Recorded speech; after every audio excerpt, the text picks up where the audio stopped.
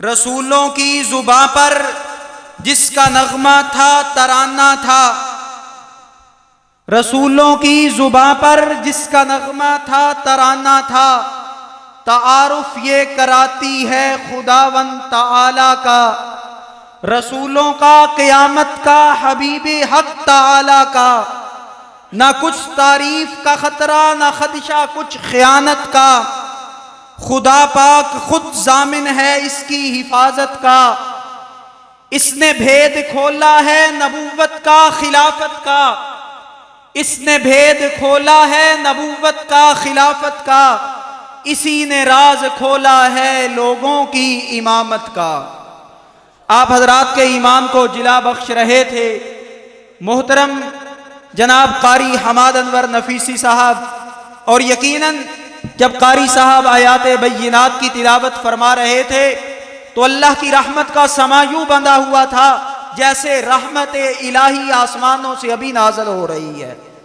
جن لوگوں کا ایمان تازہ ہوا ہے اور اللہ تعالیٰ نے انہیں اولاد کی نعمت سے نوازا ہے، وہ مسجد میں بیٹھ کر اپنے رب سے وعدہ کریں کہ وہ بھی اپنی اولاد کو حافظ قرآن بنائیں گے۔ آج کی اس کانفرنس کا پیغام یہی ہے کہ اپنی اولادوں کو قرآن کریم کی طرف لے کر آئیں۔ الحمدللہ پروگرام کامیابی کے ساتھ رواں دواں ہے۔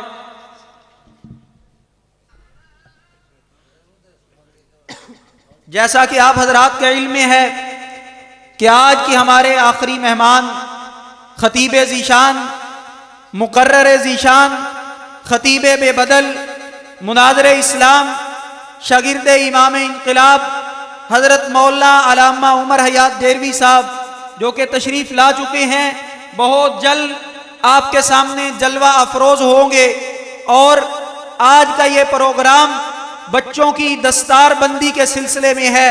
یقین جانیے ایک دستار بندی آج آپ حضرات کے سامنے ہو رہی ہے جس میں بچوں کے سروں پر دستار فضیلت رکھی جائے گی، حفاظ قرآن ان کے سروں پر پگڑیاں رکھی جائیں گی، ان کو انعامات سے نوازا جائے گا۔ لیکن ایک ان کی دستار بندی صرف انہی کے نہیں بلکہ ان کے والدین کی دستار بندی کل قیامت والے دن ہوگی۔ کل قیامت کا دن ہوگا، اللہ کا دربار لگا ہوا ہوگا، لوگ سامنے کھڑے ہیں، نفسا نفسی کا عالم ہے۔ اللہ تبارک و تعالی دو لوگوں کو بلائے گا، ایک مرد اور ایک عورت کو، ان کے سروں پر اللہ تعالیٰ ایک ایسا تاج رکھیں گے جس تاج کی روشنی اس آسمان کے سورج سے زیادہ ہوگی۔ لوگ حیران ہوں گے، لوگ کہیں گے شاید یہ کوئی نبی ہے جس کا اتنا اعزاز و اکرام کیا جا رہا ہے۔ پھر کہیں گے نہیں نبی تو نہیں ہے، نبی تو اپنی اپنی امتوں کے ساتھ ہیں، شاید یہ نبی کے صحابہ میں سے کوئی عام صحابی ہے۔ پھر خیال آئے گا کہ نہیں یہ صحابی بھی نہیں ہے۔ اس موقع پر فرشتے کہیں گے اے امت کے لوگوں، اے تمام امتوں کے لوگوں، یہ وہ لوگ ہیں جنہوں نے اپنے بچوں کو قرآن کریم حفظ کروایا تھا۔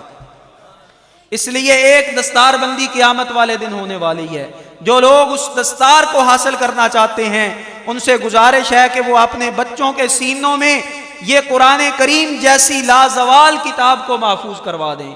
یہ آپ کی دنیا میں بھی کامیابی ہے اور آخرت میں بھی کامیابی ہے۔ الحمدللہ اہل محلہ پر اللہ تعالیٰ کا بڑا ہی احسان ہے، اور اہل محلہ کے تعاون سے اس مسجد میں ایک عظیم الشان مدرسہ قائم ہے جس میں الحمدللہ کثیر تعداد میں بچے قرآن کریم حفظ کر رہے ہیں، اور وہ جو بچے حفظ کرتے ہیں الحمدللہ ان بچوں کے مکمل اخراجات ادارہ برداشت کر رہا ہے۔ کہہ دیجئے سبحان اللہ۔ یہ سب کچھ آپ لوگوں کے تعاون سے ہو رہا ہے۔ آج اللہ نے دولت تو بہت لوگوں کو دی ہے، لیکن اللہ کے راستے میں خرچ کرنے کی توفیق کسی کسی کو ملتی ہے۔ مال بڑے لوگوں کے پاس ہے، لیکن کن کاموں میں خرچ ہو رہا ہے؟ کرکٹ کے ٹورنامنٹ ہو رہے ہیں، وہاں پہ مہمان خصوصی آ رہے ہیں اور ایک ایک دن میں لاکھوں لاکھوں روپیہ خرچ کرتے دیتے ہیں، لیکن جب انہی لوگوں سے اللہ کے راستے میں اللہ کے دین کے طالب علموں کے لیے سوال کیا جائے تو کہتے ہیں حالات اچھے نہیں ہیں۔ تو یقین کیجئے یہ لوگ خوش قسمت ہیں جن کا پیسہ قرآن کریم کی تعلیم حاصل کرنے والے طلباء کے لیے خرچ ہو رہا ہے۔ تو آج آپ دیکھ رہے ہیں خوبصورت لباس پہنے ہوئے ہمارے معاشرے میں ایک یہ بھی لوگوں کا کنسپٹ ہے کہ قرآن کریم پڑھنے والے، مدارس میں پڑھنے والے بچے، ان کے پاس پہننے کے لیے اچھا لباس نہیں ہوتا، یہ تو دنیا سے نابلد ہیں۔